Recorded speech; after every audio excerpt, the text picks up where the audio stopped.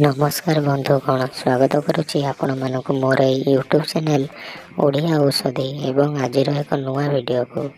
तेरे बंधुगण, आजिकल घा हेबार समस्या प्राय समय नियमित भाव देखा जाउछि, जहाँकि आपण मानकर जदि कौन प्रकार गभीर क्षत हो जाए बेले बेले ताहा घार रूप नहीं फाटी भल हो जाए।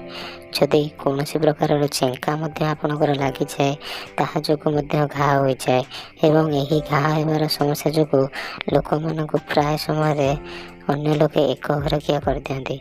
तेबे बंधुगण, आपण मैंने चिंता करंतु नहीं, आज आयुर्वेद एक सठिक उपाय आनी आछि।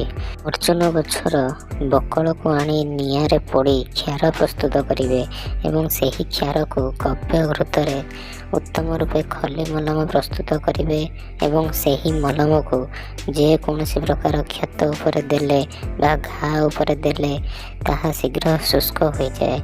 एवं बंधुगण, जदि आपणकर बारमूलिया बा काख गोली भली समस्या थाए तेबे एठारे मध्य अर्जुन गछर मूल को रसुण मिसाई बाटी लेप देले बारमूलिया बा काख गोली भली पीड़ा शीघ्र उपशम मिल जाए। उपशम मिलवा पर आपण माने कमेंट माध्यम निश्चय जणाइबे।